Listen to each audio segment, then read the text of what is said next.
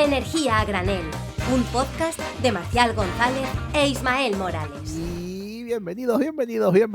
Otro programa más a Energía a Granel, un podcast de Sígueme la Corriente dentro de la red Podcastidae, tu red de podcast de ciencia, medio ambiente y, como no, energía. Yo soy Marcial González y me acompaña el enormísimo Ismael Morales. ¿Qué tal, Isma? ¿Cómo estás? Muy bien, con muchas ganas aquí de tratar otra nueva entrevista. ¿Cuánta va ¿Cómo ya? me habla el Ismael? Voy a reproducir lo que dice Ismael. ¿Qué tal, Isma? ¿Cómo está? Pues muy bien aquí, con muchas ganas de otra entrevista. O sea, esa es la energía que me trae Ismael. Eso es Ismael con muchas ganas. O sea, Claro. ese nivel basal es Ismael con muchas ganas de hacer cosas y tales. Sí, bueno, pues aquí Hola, otra entrevista. bienvenidos. Hay que Madre pensar mía. que esto lo hacemos después de grabar. Tengo hambre, la cena está llamando a la puerta ya prácticamente. No nos Pues engañemos, Marcial. imagínate yo que grabo esto una hora más que tú, Ah, pero tú, enterado. pero tú comes durante. No, En las todavía pausas. no. Luego le tenemos que decir siempre al editor, oye, mira, corta esto que está Marcial ahí zampando. Claro, que lo sepa la gente, claro, que lo sepa la No, es gente. verdad que alguna vez me he comido un platanito, pero hombre, no me voy a sacar tampoco aquí el arroz con tofu. O sea, Porque no quieras. bueno, nos podría patrocinar una marca de comida y nos paga la cena mientras grabamos, pero nuestros amigos, los que han querido patrocinar este programa, apoyarnos y hacer que esto sea todo mucho más viable y que nos cueste menos dolores de cabeza a Ismael y a mí, son nuestros amiguísimos de Fractal. Ismael, Fractal, ya sabemos lo que son. Son una empresa que nos da las claves para asegurar la eficiencia y la sostenibilidad de nuestras instalaciones, gestionan el mantenimiento, o sea, es una solución inteligente que permite a las empresas del sector energético digitalizar, monitorizar y gestionar en tiempo real el estado de todos sus activos. O sea, es lo mejor prácticamente. ¿Vale? Mayor eficiencia, menos costes de operación y encima un fuerte enfoque en sostenibilidad. ¿Qué más quieres? Además, trabajan con cualquier tipo de tecnologías de generación, quiero decir, y con las últimas tecnologías en comunicaciones, en monitorizaciones, todo esto para llevar a cabo sus labores de mantenimiento predictivo. ¿Quieres saber más sobre el mantenimiento predictivo? Pues ya sabes, entra en www.fractal.es, www.fractal.es y ahí te enterarás de todo. Muchas gracias a Fractal por ser prácticamente nuestros mejores amigos. Totalmente, porque tú en realidad son nuestros telespectadores.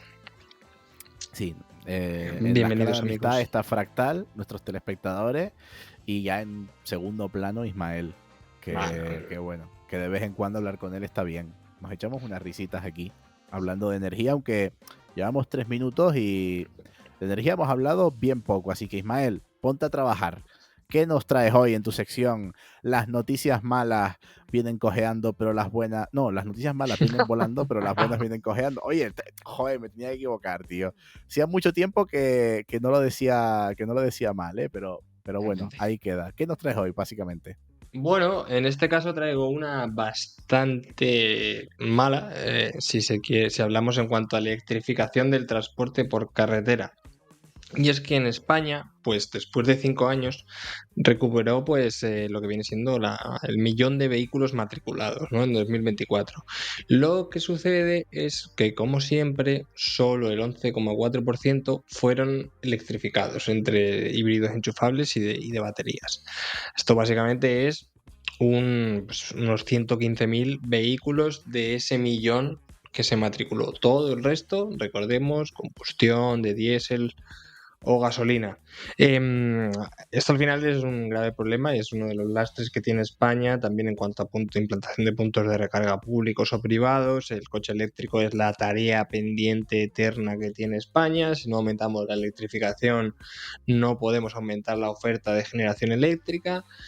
Y si miramos las cuotas porcentuales de otros países en 2024, pues vemos que prácticamente todas las economías similares en Europa, en cuanto a rango se refiere, pues nos superan, ¿no? Reino Unido tiene un 28% respecto del total de vehículos vendidos en 2024, Francia el 25%, Alemania el 21%, y ojo, nuestra querida Portugal, a la cual nos deberíamos anexionar en algún momento de nuestra vida,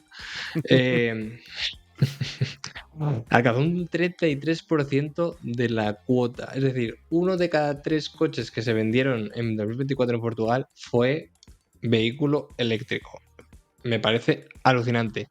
Y ya si nos vamos al culmen, Noruega fue un 90%. Pero Noruega es una locura, sí. Claro, O sea, pero Noruega hace el truco. Noruega hace el truco. En plan, yo te pongo vehículo eléctrico a la calle, pero luego te vendo combustibles fósiles. Claro, Noruega es que paga coches eléctricos, pero la venta de Zorro. combustibles fósiles. Claro. Tengo curiosidad también, ¿qué va a pasar en Estados Unidos después de que, claro, llega Trump, que no quiere baterías, no quiere lobby de Agenda 2030, no quiere Claro. electrificar el vehículo, pero No luego quiere su amigo, Teslas. claro, luego su amigo vende coches eléctricos. Entonces, yo no sé qué discusiones tendrán con Elon Musk diciendo, sí, el coche eléctrico a tope, y Trump diciendo, no serás tú de la Agenda 2030. Esas discusiones tienen que estar graciosas. Pero bueno, es verdad que en España siempre hemos pecado de que nos falta electrificación, es nuestra asignatura pendiente. Pues por una cosa o por otra todavía hay mucha resistencia a comprar coche eléctrico. Y bueno, pues hay que ir mejorando en puntos de recarga, en infraestructuras, en facilidades, para que poco a poco vayamos cambiando nuestro parque de vehículos por coches eléctricos. Yo creo que es una de las únicas soluciones posibles. Claro. Y también traigo otra buena noticia así muy rápida, es que por fin se ha dado el sorpaso de potencia instalada de fotovoltaica y eólica en España. Ya hay más fotovoltaica que eólica. So, welcome sun, here come the sun. Entonces ahora el rey es el sol, ya Rey no es Sol. el viento. Exactamente, Ra, el Rey Bueno, Sol. iremos monitorizando energía generada a ver cuándo hay un sorpaso ahí. Es celón, eso es un remordimiento, como se nota que tira más la eólica. Ya, la verdad que sí, no sé por qué, pero me gusta más la eólica que la solar. Pero bueno, volviendo al tema del transporte, que es verdad que es un tema que no tratamos mucho en el programa, ¿qué te parece si esta vez buscamos a alguien que nos hable un poquito de transporte, de cómo podemos mejorar nuestro sistema de transportes y cómo hacerlo más eficiente, más sostenible? ¿Hablamos un poquito de eso en este programa? Venga, perfecto. Voy a hacer la llamada del ahorro a ver quién se quiere venir. Venga, pues a ver si ahorramos en combustible y en dinerito en transporte. Así que... Sí. Venga. Ahora volvemos. Chao.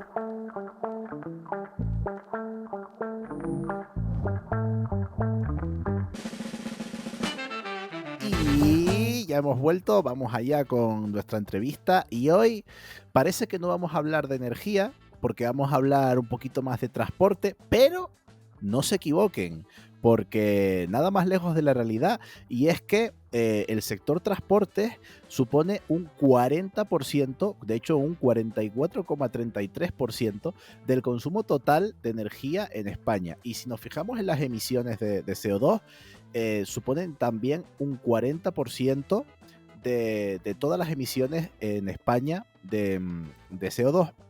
Mucho más, muy por encima del sector de generación eléctrica, de la calefacción y todo eso. O sea que verdaderamente muchas veces se nos olvida que cuando hablamos del sector transportes estamos hablando no solo del sector que más energía consume, sino del que más emisiones asociadas tiene. Muchas veces nos pasa que cuando hemos analizado en otros programas el perfil energético de países y demás, nos damos cuenta de que el petróleo es el rey de la energía en muchos países, y esto viene dado pues justamente por esto, por el sector transportes. Ya lo hemos comentado muchas veces. Así que bueno, como esto es un tema que nos parece súper interesante, hoy hemos vuelto a traer a una experta en el área. Ella es ni más ni menos que Natalia Collado, economista con un máster en Economía Industrial y Mercados de la Universidad Carlos III de Madrid. Los últimos 4 años ha estado trabajando como economista investigadora en el Centro de Política Económica de SADE, desarrollando su actividad en el área de transición verde. Ha publicado análisis sobre distintas políticas energéticas nacionales, como la excepción ibérica, artículo que les recomiendo muchísimo leer porque la verdad que trabajan los datos muy bien. También ha hablado del descuento de los 20 céntimos a los carburantes o a los descuentos en el transporte público. Y también ha trabajado medidas europeas como el mecanismo de ajuste de carbono en frontera. Y recientemente, este septiembre, se ha incorporado al Instituto de Investigación Tecnológica de la Universidad de Comillas, donde trabaja ahora como investigadora predoctoral, compatibilizando la realización de proyectos con su tesis doctoral orientada a lograr una movilidad más sostenible e inteligente mediante el análisis y la propuesta de diseño de política. Natalia, la primera pregunta es ¿cómo estás? La segunda es ¿cómo te da tiempo a hacer tantas cosas? Bueno, al oírlo confieso que estaba abrumada. Lo primero, muchas gracias por repetir invitación. Creo que ya lo dije cuando vine esa vez que teníais que implementar lo de las tazas. Ahora que tenéis nueva marca tenéis que hacer lo de las tazas de energía granel, por favor. Sería Lo tenemos un plus pendiente. increíble. Sí. O un pin o algo, me encantaría. Y nada, espero seguir colaborando. Eso es señal de que seguimos trabajando en paralelo. O sea que será todo un placer. Y la parte de experta, pues bueno, proyecto de persona que quiere seguir aprendiendo durante toda la vida. O sea que nada, que os Bueno, agradezco mucho que contéis conmigo y que encantada de estar por aquí. nunca se deja de aprender. Hoy vamos a hablar de transporte y la gente a lo mejor que haya escuchado la última vez que viniste al programa se sorprenderá porque viniste a hablarnos de mercado eléctrico y hoy cambias completamente el tema. La primera pregunta es, antes trabajabas mucho más tema de mercados, economía macroescala, etcétera, etcétera. ¿Qué te lleva a ir cambiando, a ir variando ese objetivo hacia la movilidad sostenible? Pues si te soy sincera, el primer gusanito que me picó fue justo cuando trabajaba aún en ESADE, que hicimos un proyecto muy bonito con el Banco Europeo de Inversiones para ver cómo se podían tener en cuenta los impactos sociales en el desarrollo de planes de transporte sostenibles, ¿no? Y ahí tuve la suerte de poder liderar este proyecto y aprendí un montón y dije, ostras, aprendí precisamente lo que tú nos has contado en la introducción, ¿no? Y dije, este es un tema como muy gordo, ¿no? Que realmente está un poco tapado por otros debates a nivel, por ejemplo, europeo, en ese momento que todo era mercado eléctrico, crisis de precios, etcétera. Ujú. Entonces creo que eso fue el primer gusanillo, ¿no? Que me picó. Pero sí que es cierto que me crucé, ¿no? Con la posición que habían abierto y en la que estoy actualmente. Y cuando tuve que decidir, porque realmente fue un cambio, ¿no? Pasar de nuevo, digamos, a ser estudiante, que te voy a contar a ti, Marcial, que ya lo has superado con mucho éxito. Y tú lo quieres Eh, sufrir 2 veces, o sea, me refiero, yo que estoy impresionado cómo te has enfrentado a ese reto otra vez, pero bueno, seguro que te sí. sale muy bien. Pero toco madera, como se suele decir, que esta sea la buena y definitiva. Pero si tengo que responder, creo que son 3 cosas a la vez, ¿no? Primero, es importancia del transporte como fuente de emisiones. Como tú bien has dicho, en España se ha convertido en la principal fuente de emisiones de gases de efecto invernadero. Y en concreto, el transporte por carretera, que es el principal emisor con un 70% de las emisiones, creo que es importante, ¿no? Centrar el tiro y que sea una prioridad de actuación, porque como bien has comentado, el sector eléctrico ha avanzado bastante en esa descarbonización, pero en el sector transporte todavía tenemos ahí mucho por hacer. La Es curioso, segunda, sí, aquí un dato que lo estaba pensando mientras preparábamos el programa, que muchas veces cuando pensamos en ahorrar energía, ¿no? Se nos viene a la cabeza pues apagar las luces o utilizar electrodomésticos más eficientes en casa, todo lo relacionado con la energía eléctrica, que eso está muy bien, ojo, no hay que dejar de hacerlo, pero la realidad es que el 40% de las emisiones que generamos vienen de cómo nos movemos, no de cómo consumimos energía en casa, por ejemplo. Entonces, siento que muchas veces no se le presta la atención que se le debería prestar a cómo nos movemos cuando verdaderamente es una de las actividades, bueno, la actividad que más impacto tiene en el medio ambiente. totalmente. O sea, y no podía estar mejor tirada tu intervención, porque esa es la otra muy relacionada con las otras 2 cosas que me interesaban del tema, y es que el marcado componente social que tiene la movilidad y el transporte en sí, ya que el transporte no es un fin en sí mismo, ¿no? Tú lo haces para desplazarte a tu puesto de trabajo, para aprender, o sea, es un medio para crear oportunidades. Entonces, Ujú. hacer esto de una forma respetuosa, sostenible, que pueda facilitar el desarrollo de todos, ¿no? En nuestra sociedad me parece, incrementar incluso el bienestar de la población me parece interesantísimo. Y además, como bien has dicho, en el debate público parece que está un poco más escondido, ¿no? Y además añadiré algo más, y es que hay un sesgo, ¿no? En el debate público, porque estamos hartos de escuchar, ¿no? zonas de bajas emisiones, peajes urbanos, aparcamiento regulado, etcétera, ¿no? Parece que está limitado, ¿no? Que la importancia de la movilidad está limitada al ámbito urbano, cuando realmente esto solo supone, digamos, el 40% de las emisiones del transporte de pasajeros, ¿no? Y aquí, si me Claro. permitís que haga una cuña publicitaria Adelante. de mis compis Manuel Pérez Bravo y Pedro Linares, que han sacado un estudio donde precisamente tratan de dimensionar bien este problema y decir, sí, es cierto que en el ámbito urbano necesitamos actuar, pero también no podemos perder de vista, ¿no? Esta parte, este melón tan grande que aún no hemos podido abrir, ¿no? Entonces, este sesgo, ¿no? Digamos, en el debate hay que abrirlo, hay que hacer partícipe, ¿no? A todas las partes y además hacerlo basados en datos y evaluaciones, ¿no? Que por eso también es tan interesante este estudio de mis compis. Entonces creo que es la combinación de todas estas dimensiones, tanto la importancia como fuente de emisiones, la necesidad de descarbonizar, este marcado componente social y al mismo tiempo la necesidad, ¿no? De avanzar en el debate público, creo que es lo que me ha llevado a interesarme un poquito más por este tema. Es que la verdad que es un sector súper interesante y con una carga, vamos, con una posibilidad de avanzar que es infinita. De hecho, ya se está repitiendo cada vez más en debates públicos, ¿no? Está empezando a penetrar en las opiniones y las ideas de los políticos y de la gente que trabaja en este sector, el decir, ya es verdad que estamos consiguiendo implantar las renovables y que la electricidad sea cada vez más bueno, más renovable o más sin emisiones, y ojo, porque se nos está quedando atrás el otro objetivo, que es la electrificación, ¿no? Que es descarbonizar otros sectores que no son la generación eléctrica, y uno de los que más está empezando ya a despuntar, de hecho los retos son mayúsculos, es justamente por lo que comentas el sector transporte. Has comentado un par de cosas. Has hablado de peajes y antes de empezar el programa nos hablabas de peajes dinámicos y yo, reconozco que cuando empecé a escuchar esto de peajes dinámicos yo empecé, ostras, qué interesante, la red eléctrica, ¿no? Pues claro, los generadores que tienen peajes según su tecnología, o porque estaba pensando en los peajes del sistema eléctrico, pero no. La verdad que yo soy un friki, porque seguro que si le preguntas a cualquier persona por la calle qué es un peaje, dirá, bueno, pues estos que hay en la carretera. Y yo no, yo me fui completamente para el otro lado. Tú nos hablas de los peajes, en los que están en la A6, por ejemplo, vaya.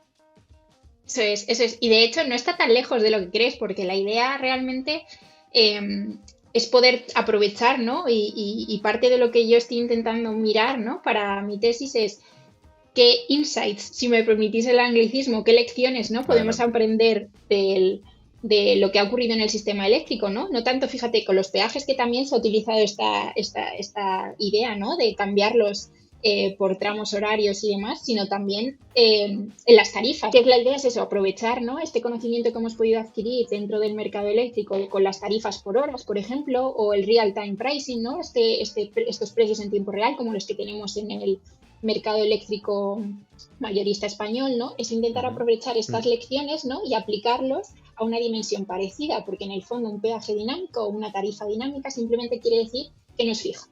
Es decir, que cambia por horas o por bloques de horas, ¿no? Eso lo podemos ajustar. ¿Y por qué queremos que cambie, ¿no? Por tramos de horas o dependiendo del tiempo. Porque lo que queremos es que haya un mayor ajuste en el caso del sistema eléctrico del consumo, para adaptarlo a periodos, para no, por ejemplo, tirar del gas cuando hay un pico muy alto, ¿no? Sino que eso se aplane un poquito ese pico y llevar parte de la demanda a un valle donde podemos tirar, por ejemplo, de más renovables. Entonces, en el sistema de transporte ocurre algo parecido, ¿no? En carreteras lo que nos encantaría es reducir los picos de congestión a través de este sistema, es decir, implementando precios más altos cuando la demanda es más alta y precios más bajitos cuando está baja, para así un poco aplanar, ¿no? Estos distintos picos y valles que tiene el uso de una carretera, por ejemplo. Pero también, incluso en ciudades se puede aplicar. En Singapur, que fueron los primeros en implementar un peaje urbano, que es pagar por entrar a una determinada zona de la ciudad, ellos tienen un peaje dinámico porque no establecen el mismo precio para todas las horas, sino que va cambiando y tú lo sabes de antemano en función de la hora a la que entras. Por ejemplo, entrar con el coche a Madrid Central entre las 7 y las 10 de la mañana cuesta tanto.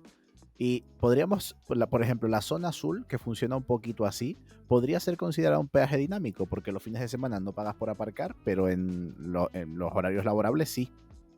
Sí, o sea, es una forma más simplificada, ¿no? De aplicarlo, pero totalmente. Al final tienes días en los que se aplica y días en los que no. El único problemilla es que aquí es como encender y apagar. No tienes un cambio realmente de precio, porque los fines de semana dejas de pagar y el resto de días sí pagas. Claro. La dimensión del dinámico quiere decir como que hay un precio, ¿no? Para todas las horas, pero que este cambia. ¿Y esto Sí. qué ventajas tiene? Oye, es que tengo... Dale. Dale tú. No, tenía una pregunta. O sea, ¿cuánto saben, por ejemplo, en Singapur de antemano el precio horario que van a encontrar? Es decir, ¿cuánto tienen de reacción o de previsión para poder modificar su hábito o su hora de conducir? Vale, me preguntes eso porque es algo muy importante, ¿no? Cómo se transmite la información a los usuarios. En el caso de Singapur, por ejemplo, no es un peaje dinámico en tiempo real, es un peaje dinámico en el sentido de que cambia con las horas, pero solo se actualiza cada 3 meses. Entonces tú tienes una página web donde tú puedes mirar para cada sitio de entrada o tramo de carretera, por ejemplo, el precio que tiene ese entrar, ¿no? Ese peaje. Entonces tú lo sabes ya de antemano y puedes planificar el viaje. Y esto es muy interesante porque difiere, ¿no? O cambia un poquito con lo que es un peaje dinámico en tiempo real que se actualiza a lo mejor cada 5 minutos o entre 5 y 20 minutos. Que esto hay experiencia en Estados Unidos de carreteras donde esto ocurre y tú solo eres capaz de ver el precio, digamos, antes de entrar a la carretera en concreto o al carril. Que no te da tiempo a darte la vuelta y decir, Dios, qué caro está, ¿no? Claro, tú lo ves con el tiempo justo para decidir, ¿me salgo de esta carretera hacia la que es gratis, digamos, o entro a la que es de pago y que en teoría está menos congestionada? Pero, ¿y esto qué ventajas tiene? O me refiero, Claro, o sea, yo lo que veo, por ejemplo, un poco con lo que comenta Marcial, es que al final, siendo dinámico, ¿no? Pues imaginemos una ciudad con 3 puntos de entrada, ¿no? A una zona, digamos, que te ofrece esa diferencia de precios dinámicos. Si está una muy congestionada, igual, ¿no? Se libera o se baja el precio de otro punto, ¿no va a tender ese punto a ponerse congestionado de nuevo? O sea, explícanos un poco las ventajas y desventajas que tiene, o por lo menos que tú veas.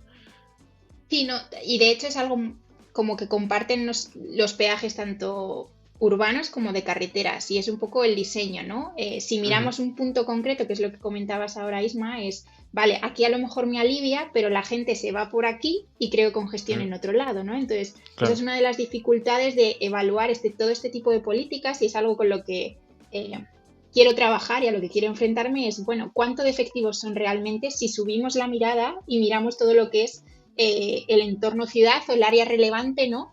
De los viajes que puede hacer la población. Entonces sí que es cierto que esto ocurre. Por ejemplo, en Milán se ha implementado un peaje urbano. En este caso no es dinámico, pero sí que se dan este tipo de efectos de que los usuarios se van a carreteras donde no está este peaje, ¿no? Aumenta el tráfico en las áreas, digamos, más alejadas del centro. Y en peajes en carreteras también puede ocurrir, efectivamente, que mejora la calidad del servicio de aquellos carriles, ¿no? Donde están estos peajes frente a las otras carreteras adyacentes donde no está este peaje. Entonces, efectivamente, ahí yace, ¿no? Una de las dificultades en cuanto a la efectividad y por eso la importancia del diseño y en ajustar muy bien cómo, ¿no? Lo implementas y los precios, etcétera, para no tener estos impactos, ¿no? Digamos, no deseados o minimizarlos en la medida de lo posible. Esto en cuanto a las partes, ¿no? Complejas, ¿no? Que también añadiré la parte tecnológica. Necesitamos, si queremos poder tener peajes dinámicos que sean lo más efectivo posibles y que se ajusten a las condiciones lo más actuales posible, necesitamos mediciones y sensores, cuantas más mejor, ¿no? Para saber concretamente cómo está la calidad del servicio, la densidad de tráfico, etcétera, ¿no? Entonces es una de las dificultades. En cuanto a las ventajas, pues que es mucho más coste efectivo y eficiente, porque lo que vas a hacer es, como se suele decir, price off, ¿no? Como hay gente que con este precio, si tiene una alternativa que es más coste eficiente, se va a trasladar, por ejemplo, al transporte público. Entonces es muy coste eficiente y además es más eficiente a la hora de distribuir esta demanda a lo largo del día, ¿no? No solo vas a tener un pico en la mañana y que se va a distribuir unas horas más adelante y más atrás, sino que esto te va a permitir, al eliminar estos usuarios que se van a trasladar a alternativas más, en comparación, ¿no? Más eficientes para ellos, sino que vas a tener un perfil más planito durante todo el día y eso te ayuda, ¿no? a gestionar el tráfico. Estoy intentando metabolizar todo lo que todo lo que estás comentando.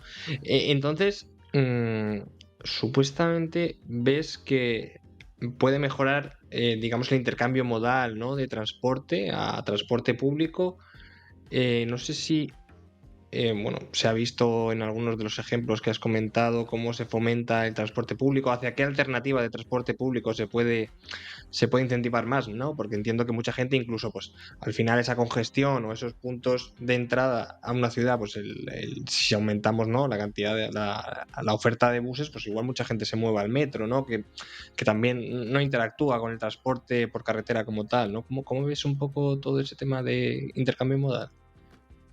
Pues desde luego es la clave, ¿no? Si lo que queremos es que la gente consiga alternativas que sean mucho más atractivas, ahí reside. Y ahí reside el éxito, por ejemplo, en los peajes urbanos, es ese, ¿no? Redistribuir esos ingresos extra hacia inversión en transporte público y en hacer mucho más competitivas estas opciones. Si me preguntas éxito, pues por ejemplo, la ciudad de Estocolmo es uno de ellos. Tiene una red de transporte público bastante eficiente y ahí lo que han visto es que aquellos usuarios que tenían viajes diarios se trasladaron al transporte público.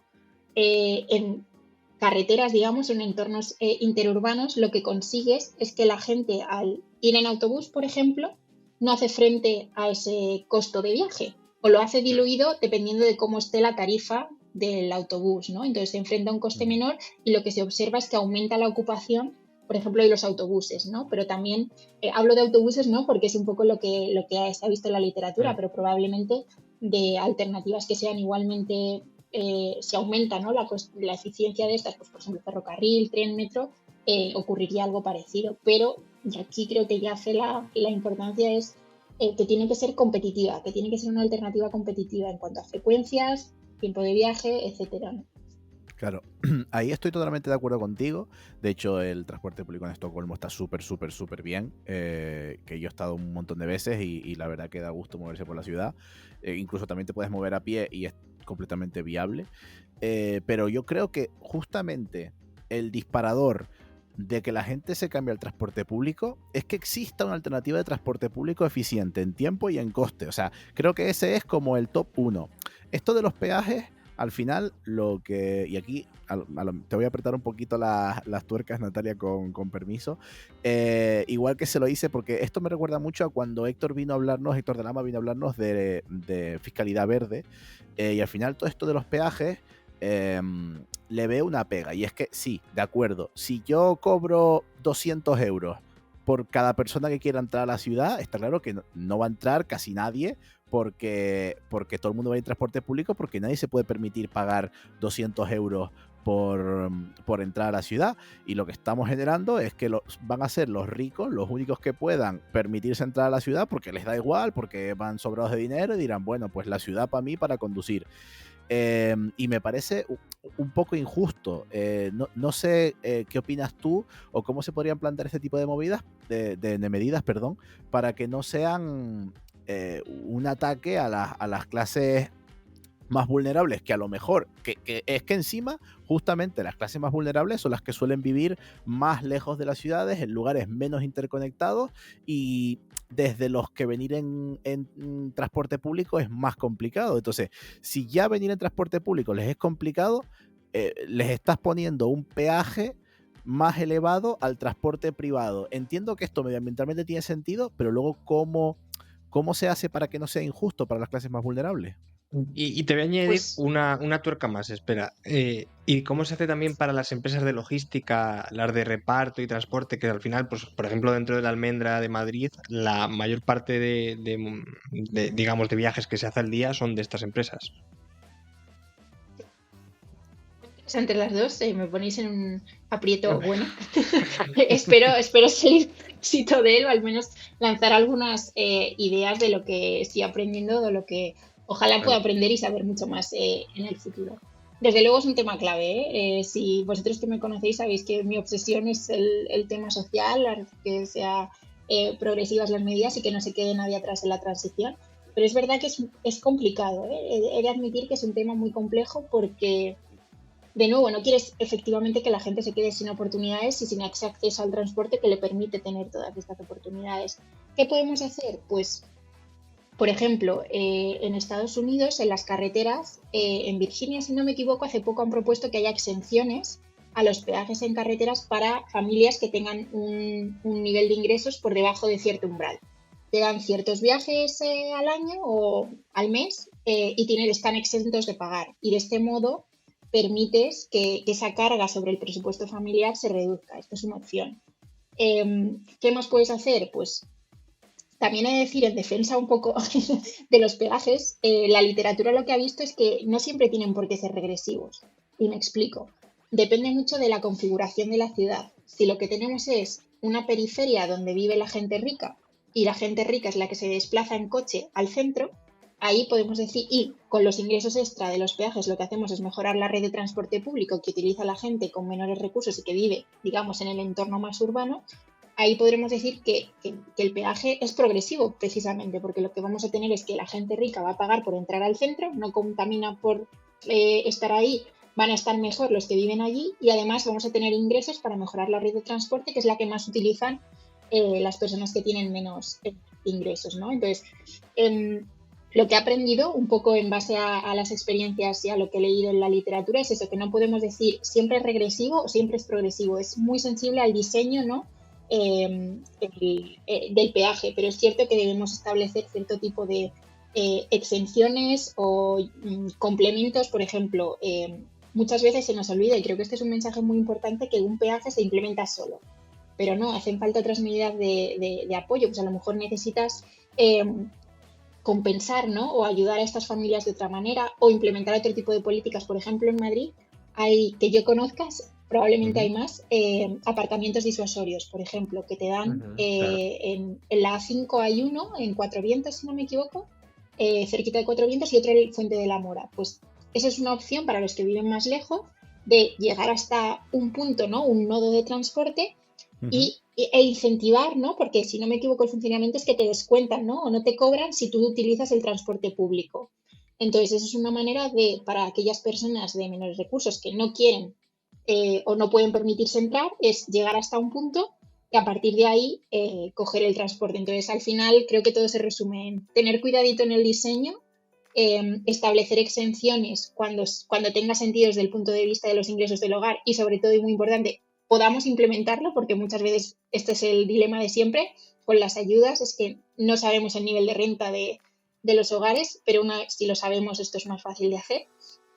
Por otro lado, establecer políticas complementarias, pues por ejemplo, esta es una alternativa, ¿no? Estos aparcamientos disuasorios, por ejemplo. Y sobre todo también invertir, ¿no? Para que sea progresivo los peajes, y esto no hay duda en la literatura, es invertir en hacer más competitivo y mejorar el sistema de transporte público. Claro, está claro que toda esta recaudación, si no la destinas a mejorar la infraestructura y a proponer soluciones y alternativas cada vez, como hablamos, ¿no? Más eficientes en costes y en tiempos, pues al final se te cae el sistema, porque yo creo que más que en coste, yo creo que en tiempo, porque la gente se plantea coger transporte público cuando puede calcular perfectamente cuánto va a tardar, y eso lo veo, por ejemplo, en mi isla, en Tenerife, donde el transporte público fuera del área metropolitana es un desastre, las guaguas pasan con muy poca frecuencia. Claro, Ismael, que vive en Caletilla, que no es que esté muy lejos de la zona metropolitana. No, estoy a 10 minutos en coche y a 30, 40 en la guagua. Claro, tú si quieres ir a la laguna, en coche son, ¿qué? 10, 15 minutos. 15, sí, perfectamente. Y en transporte público te puedes tirar una hora. Fácilmente, porque tienes que ir a Santa Cruz. Entonces, eso es lo primero que hay que solucionar. Y bueno, volviendo al tema de cómo vamos integrando ese tipo de medidas en el transporte y demás, hay otro tema que me salta a la cabeza, y es yo me acuerdo cuando han puesto, por ejemplo, en Madrid, perdón que hable de Madrid, pero es que vivo en Madrid, pero supongo que en Barcelona se podría hablar igual. eh, no me gusta ser madrileño centrista, pero bueno, en Madrid se implementó un protocolo que se llama Madrid Central, que es que se hizo un área dentro de la cual no podían entrar ciertos vehículos y luego se amplió a una zona mucho más grande y actualmente pues prácticamente dentro de la M30, que es una autopista que rodea la ciudad de Madrid, pues no pueden entrar ciertos vehículos. Esto ha generado, bueno, sigue generando una cantidad de resistencias increíbles. O sea, es súper impopular esta medida, a pesar de que se ha visto mejora en muchas cosas, como pues en la calidad del aire, en el ruido en la ciudad, en el embotellamiento del tráfico, pero es verdad que son medidas que han generado muchísima resistencia. Yo imagino, si encima quieres poner un peaje que sea más caro en las horas centrales del día cuando la gente se está desplazando, o sea, vamos, es que Natalia, te quieren prender fuego la casa. ¿Cómo podemos convencer a la gente o cómo podemos emplear algunas estrategias para que se vayan aceptando todo este tipo de medidas que, insisto, primero, al final, yo creo es que primero el espíritu de todas estas medidas es medioambiental, es reducir las emisiones, es atacar el mayor foco de emisiones que tenemos en el mundo, que es el transporte, y segundo también, como colateral, es mejorar la calidad de vida de las personas, porque ya te digo que ir en transporte público de forma eficiente, tanto en tiempo como en coste, es lo mejor para la calidad de vida. O sea, poder viajar de forma eficiente en transporte público es que gana a cualquier cosa. O sea, yo, de hecho, que más o menos a mi trabajo tardaría relativamente lo mismo en coche privado que en transporte público, 100 veces más iría en transporte público que en coche. O sea, es que, madre mía, qué ansiedad conducir por Madrid. ¿Cómo hacemos entonces, Natalia, perdón, te repito la pregunta, cómo hacemos para que todas estas medidas que estamos planteando pues entren de forma mucho más fácil, sean acogidas de forma mucho más fácil por la población y no nos quieran prender aquí fuego a la casa? Pues si me permitís, sé que es un tema en el que cuando vean el podcast van a decir, ya están los pesados de siempre diciendo que hay que poner impuestos. Agenda 2030, Natalia. Sí, exacto. Y lo entiendo, ¿eh? Y entiendo que estamos todos crispados, que hay mucha polarización en el ambiente. No me puedo vamos, en el de fiscalidad verde imagino que también habrá sido intenso. Pero he de decir que lo hacemos por un motivo y, como tú bien dices, es mejorar la calidad de vida de la gente, tanto la nuestra como de las generaciones futuras. No es que seamos unos descreídos y nos olvidemos de las cosas. Tenemos muy consciente todos estos efectos y son importantes. Y en este sentido aprovecho para daros de nuevo las gracias, porque creo que lo primero que debemos hacer es pedagogía y un poco entender, ¿no? Por qué esto es importante, cómo funciona, qué ha pasado en otros sitios, ¿no? Entonces, bueno, hablar gracias de ello, a ti, que es la que lo viene a explicar. Nosotros somos los tontos que preguntamos. Claro, tú eres la que está explicando las cosas. Vosotros sois el portal, ¿no? Dais entrada, ¿no? A que podamos hablar de todos estos temas que son un poco más escabrosos, ¿no? Desde el punto de vista de la población que no trabaja, ¿no? En estos temas. Entonces creo que algo muy importante es hacer pedagogía. ¿Y por qué duele tanto, no? Un peaje al final es un impuesto, entonces se dice que se siente mucho más. Hay una palabra que se dice de salience, ¿no? No sé cómo se traduce al castellano, pero es como que se siente más, ¿no? Se siente mucho más y duele mucho más. En el bolsillo sobre todo. Entonces, en claro. Exacto, entonces necesitamos primero hacer pedagogía y explicar el por qué y el para qué, y que no se nos olvide decir, ojo, que esto que recaudo aquí se va a parar a esta cajita de aquí y que te ayuda a ti en esto y en esto, ¿no? Entonces creo que una primera parte es esa, facilitar la información, hacer pedagogía, explicar muy bien a la población, sin mentirles, ¿no? Creo que no podemos decirles esto es una fórmula mágica, pero sí que decir, bueno, entendemos, ¿no? Que esto va a suponer un coste, pero al mismo tiempo va a suponer un beneficio en mejoras de transporte público, etcétera, ¿no? A lo que se destinen los ingresos extra. ¿Qué nos dice, ¿no? La experiencia de otros países? Que implementar pilotos, por ejemplo, antes de que empiecen a funcionar estas políticas, si tú implementas un pilotito de una zona de bajas emisiones o un peaje y la gente empieza a sentir los beneficios que se obtiene, ajusta sus expectativas, porque tendemos a ser más pesimistas, ¿no? Hay un paper súper interesante de Xavier Falleda y coautores de la Universidad de Barcelona Yo suelto nombres para que podáis tirar de hilos e invitar a gente también que sabe mucho más, que son expertos de Lo verdad ya anotamos, de lo años. anotamos. Y si no me decís, que yo os pasaré mogollón. Justo veían esto, ¿no? Que al final lo que nos ayuda, ¿no?, a aceptar más las medidas, aunque nunca van a ser completamente aceptadas porque suponen un coste para la población, es percibir esos beneficios. Y en términos, como tú bien decías, de ruido, congestión, etcétera, pero también en mejoras en el transporte público. Y es que en el caso de los peajes, si hay algún punto común en toda la literatura para la aceptación, es esa, ¿no? Se perciban realmente una mejora en la competitividad del transporte público, que se convierta en una alternativa factible, ¿no?, para todas esas personas que no la veían como tal. Y también hay una última cosa, y es que para facilitar la aceptación, en un estudio que se hizo para un peaje urbano en Génova, en Suiza, en una ciudad de Suiza, Ujú. hablaban de exenciones. En Ginebra será entonces. Sí, Geneva, exacto, sí, eso sí. El inglés te traiciona. No, es que cuando lo he dicho he pensado que no, eso no es de Suiza. Perdón, ¿ves? Sabía yo, por eso preguntaba lo de bien que tengáis a alguien que edite. Gracias, señor o señora, que es. Entonces, hablaban también, por ejemplo, de exenciones.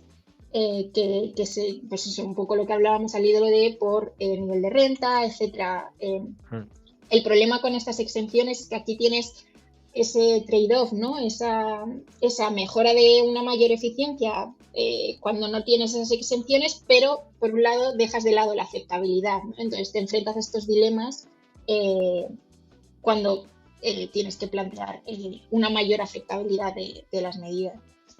Claro, aquí la segunda derivada de la pregunta sería, vale, entiendo que si le puedes poner a la gente, no, oye, pues esto mejora las cosas porque lo hemos visto aquí en este piloto, en este barrio, o da igual que se te quejen un poco al principio, pero si pasados 1 o 2 años ven una mejora, ha valido la pena. Claro, entiendo que eso, cuando son medidas mucho más directas, es más fácil que se relacione beneficio con la medida, ¿no? Por ejemplo, prohibimos los coches, no entran coches en Madrid.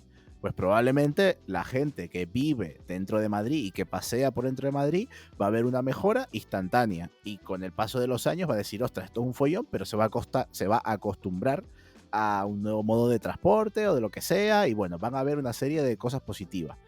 Eso es como algo muy directo. Ahora, hacerlo mediante implantación de impuestos, peajes, como queramos hacerlo, de forma indirecta, cuesta ver la relación entre ese dinero que se ha gastado de más por entrar a la ciudad y una mejora del transporte público. No sé si esa correlación es fácil de explicar, la gente la entiende.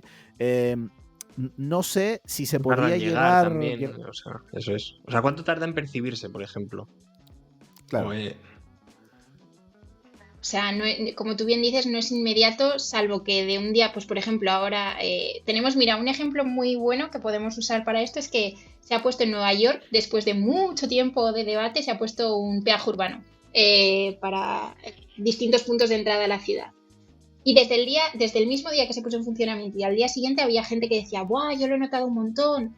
Y gente que decía todo lo contrario, ¿no? Entonces, realmente es difícil que en un corto periodo de tiempo sepas cuantificar el impacto porque, por ejemplo, el día que se puso en funcionamiento allí en Nueva York, creo recordar que si se comparaba con el año anterior, pues el clima, por ejemplo, había sido muy distinto. Se habría nevado, habría ya menos coches, ¿no? Etcétera, o habría llovido, la contaminación ambiental era distinta, ¿no? Entonces necesitamos un periodo de adaptación y de poder cuantificar, ¿no? Creo que la clave también está no solo en la percepción de los usuarios, sino también en poder cuantificar de una forma lo más precisa posible y poder atribuir causalidad, que eso es algo a lo que aspiro, ¿no? Ojalá poder en mis investigaciones, ese es uno de los objetivos, ¿no? Poder atribuir a las distintas medidas cuál es su impacto y cuál es su efecto, porque creo que una vez lo tienes identificado, te va a ser mucho más fácil convencer a la población y comunicarlo, porque al menos lo tienes medido, ¿no? Si solo te basas, digamos, en las experiencias de todas las personas, que por supuesto son muy ricas y son muy válidas y nos van a dar una dimensión muy rica también del problema, siempre te vas a encontrar en este dilema. Gente que no lo percibe, gente que sí. Entonces creo que una parte de esto es poder cuantificarlo y poder atribuir esa causalidad. Y ahí hay una dificultad muy grande, ¿no? Por lo que comentábamos antes con Isma, que es que tú actúas en esta parte de la ciudad, pero eso genera cambios en otra parte de la ciudad en la que puede estar ocurriendo lo contrario, ¿no? Entonces necesitamos poder tener el panorama completo para poder comunicarlo mejor y ver si, aunque estemos arreglando un poquito aquí, al final estoy perjudicando a la gente que está aquí, ¿no? Entonces ahí creo que está lo difícil y que dais en el clavo. Sí, totalmente.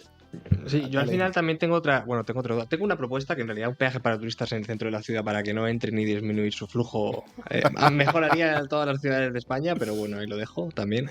Y luego lo que veo, Natalia, es lo que comentabas, ¿no? Cómo atribuimos y cómo lo podemos cuantificar, ¿no? Porque al final, imagínate, ¿no? Ponemos este peaje dinámico, la gente empieza a pagar, hay una gran recaudación, pero también luego hay un trasvase de pasajeros al transporte público. Entonces, esa financiación va a mejorar el transporte público, pero conforme la gente va más hacia coger el metro o el tren, disminuye la recaudación de los propios peajes. Es decir, ¿se podría mantener esa mejora en el transporte público si a lo largo del tiempo disminuye las congestiones de tráfico con estos peajes dinámicos? O sea, es que es una duda Es una que me muy está... buena pregunta, ¿eh? Y esta eres, Ismael. Y esta es difícil de responder porque es verdad que no había pensado en esa dimensión, igual que está ocurriendo ahora, por ejemplo, a medida que se vaya aumentando, aunque esto va a costar, el porcentaje, ¿no?, de vehículo eléctrico versus carburantes, vamos a recaudar menos con los impuestos especiales y los de hidrocarburos, ¿no? Que también es de dónde vamos a sacar dinero para invertirlo en esto. Pues precisamente los peajes es una solución para lo de los hidrocarburos, pero ¿qué pasa en la siguiente fase, que es justo la que tú me preguntas, donde ya estamos en un mundo que la gente tiene, digámoslo así, vehículos eléctricos en su mayoría o menos contaminantes, pero son menos porque la mayoría ya se han trasladado al transporte público? Pues al final tendremos que sacar el dinero de otro sitio. O sea, esto es lo que no obtenemos por un lado, lo tendremos que obtener por otro. Y sin meterme en charcos, espero, la fiscalidad verde está ahí. O sea, no, el fin es ese, ¿no? Queremos arreglar una externalidad que concretamente son emisiones, y con esos recursos invertirlo en alternativas mejores. Entonces, quizá no en el ámbito del transporte de carretera, a lo mejor no tenemos ese instrumento, pero lo podemos sacar de otra cajita de las arcas del Estado, de la ciudad o de quien tenga las competencias. Podremos encontrar ese dinero para destinarlo al sistema de transporte. Y de hecho es que es un tema muy relevante, porque lo que hemos visto por ejemplo, y aquí me cuelo, ¿no?, doy un salto, lo que vemos que cuanta más gente usa el transporte público, por ejemplo, en Alemania ha ocurrido con los descuentos, la gente ha usado más el transporte público, el ferrocarril, y la calidad del servicio ha disminuido. Esto nos sale en algunos. Entonces es un tema muy relevante y que, aunque no tengo la respuesta, sí que aquí me permitís ponerme un poquito, salirme de la parte de transporte y salirme a la parte más de economía o de Estado. Si no sale de esta caja de recaudación, tendrá que salir probablemente de otra, ¿no? Por supuesto. En el peor de los casos, digámoslo así, habrá que repensar las tarifas de transporte público, ¿no? Ya están subvencionadas, ¿no? Siempre están subvencionadas porque no pagamos el total del coste del viaje, pero a lo mejor, llegados a ese punto, a lo mejor hay que repensar, ¿no?, las tarifas de transporte, porque la externalidad a lo mejor ya está internalizada, ¿no? La gente ya se ha ido del transporte privado. Por eso digo que no quiero meterme en un jardín, pero creo que es un melón que espero que cuando tengamos unos añitos más estaremos enfrentándonos a eso y con otras herramientas, ¿no?, y que ya hemos enfrentado. Pero desde luego va a ser una conversación incómoda, pero que habrá que tenerla. Bueno, ya estamos llegando un poquito al final de la entrevista y a ver, ya nos convenciste, ¿no?, de esto de los peajes, que bueno, tenemos que implementarlo y demás, porque es una medida súper buena. O sea, Ismael y yo estamos a tope contigo en esa medida. Claro. Vamos, estamos sobre todo porque no tengo coche. Entonces te planteo, vale. Mala señal, si no os convenzo ni a vosotros, mi trabajo todavía no está hecho. Tengo que nosotros a tope, nosotros estamos súper convencidos. Ahora te planteo, Tenerife, ¿vale? La ciudad capital, Santa Cruz de Tenerife, está prácticamente en un área metropolitana unida con La Laguna. Vamos a hablar de área metropolitana de Tenerife, esas dos ciudades. La Laguna, obviamente, mucho mejor que Santa Cruz de Tenerife. La Laguna, la mejor ciudad del mundo. Pero vamos a hablar de un área metropolitana que es bastante grande, donde viven, pues, alrededor de 500.000 de personas, ¿vale? Es encima del área donde más gente trabaja y hay dos autopistas, la autopista del norte y la autopista del sur, donde se forman unas colas terribles todos los días. Si alguno nos está escuchando de Tenerife, lo siento mucho porque sé que es una situación, vamos, desastrosa la que hay en las colas en las autopistas, y queremos implementar este sistema, ¿no? de peajes para entrar en coche tanto a La Laguna como a Santa Cruz, para intentar descongestionar, que la gente use más el transporte. Vale, ok, queremos hacer eso, ¿cómo lo hacemos? Vale. ¿Tú quieres que Natalia te lo solucione aquí ahora, en las congestiones que hay en Hombre, Tenerife? pues si me lo puedes solucionar mejor, ¿no? No seré yo quien tenga todas las respuestas, pero sí puedo lanzar algunas ideas que se me ocurren, ¿no? Pues por ejemplo, adelante. Aquí en Madrid, yo soy de Madrid, así que de nuevo me disculpáis por traer la conversación de nuevo a esta ciudad, pero tenemos la experiencia con la A6, que une el norte de la Comunidad de Madrid con el centro. ¿Qué tenemos allí? Pues tenemos carriles busbao, es decir, que allí van los autobuses y los vehículos de alta ocupación. Eso es una...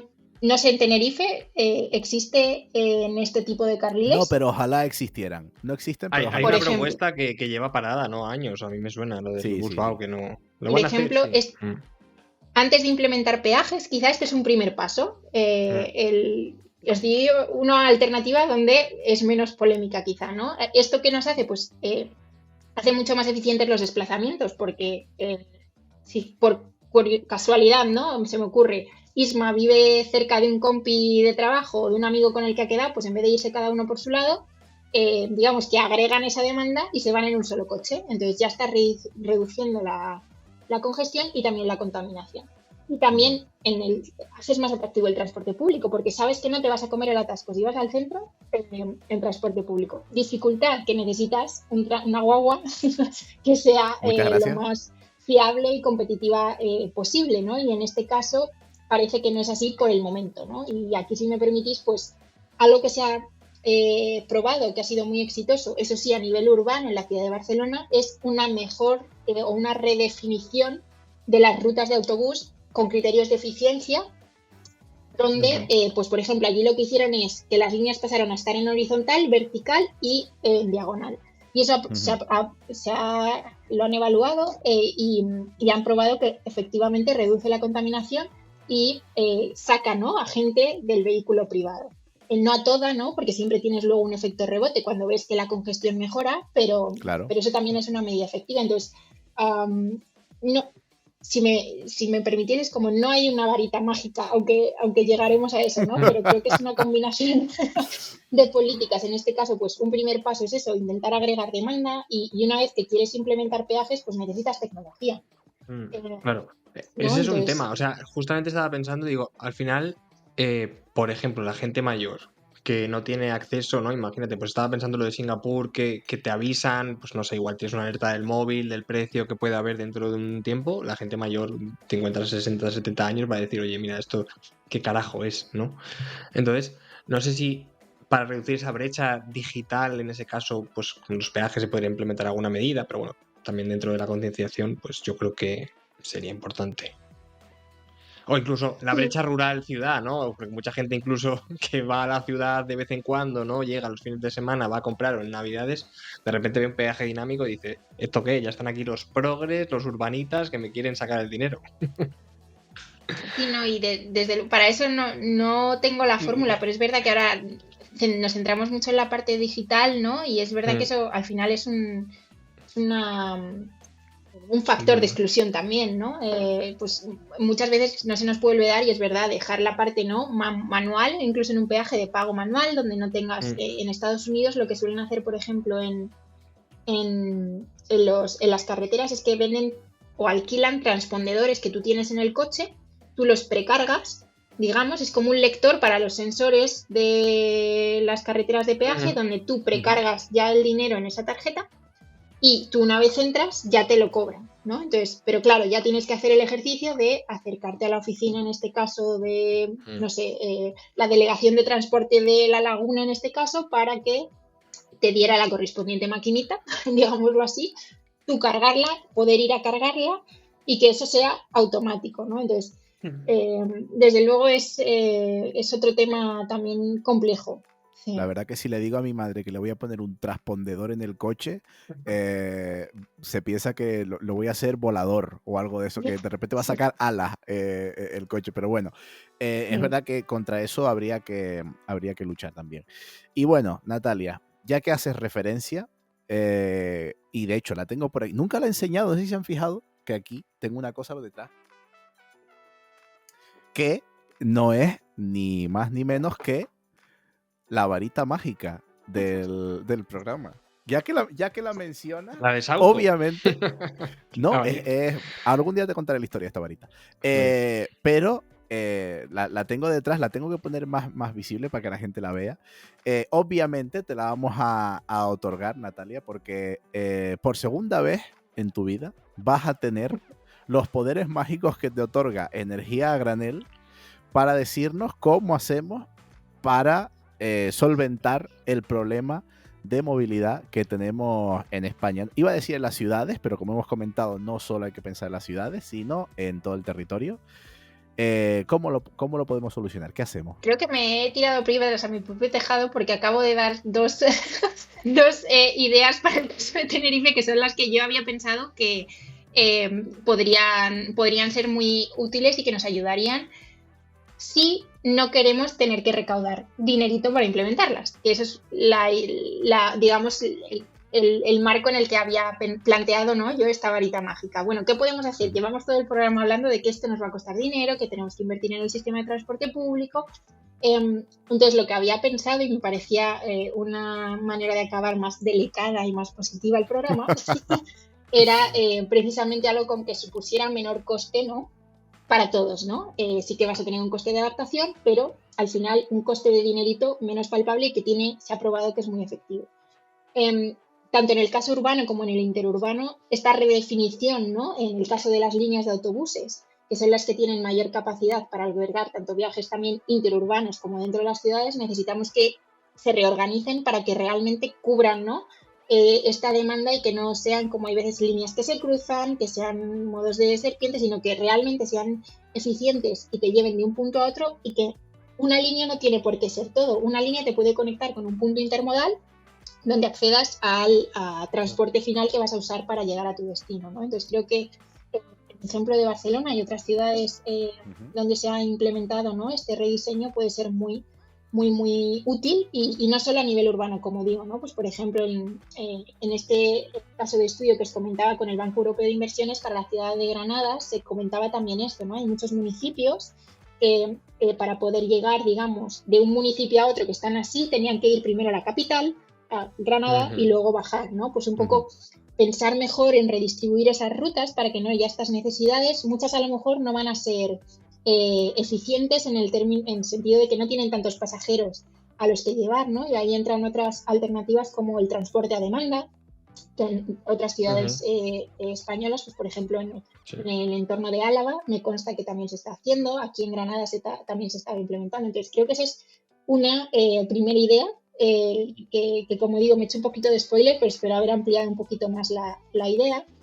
Y la segunda, en el ámbito interurbano, creo que pasa, ¿no?, por esta implementar, que nos lo ha dicho el Fondo Monetario Internacional en alguna recomendación de hace un par de años, es estos carriles de alta ocupación y carriles exclusivos para autobuses, ¿no?, que realmente incentivar que vayan lo más llenos en el buen sentido, ¿no?, los autobuses, pero también los coches, ¿no?, que sea lo más, de nuevo y sin ser redundante en esta palabra, eficiente, ¿no?, que cuanta más gente se agregue, menos coches traeremos, menos congestión y menos contaminación. Entonces creo que en este caso, ¿no?, y dado la intensidad del programa en cuanto a coste, peajes, impuestos, creo que era una manera más suave para congraciarme con vosotros y con que los que nos escuchan y no muchos enemigos por ahí.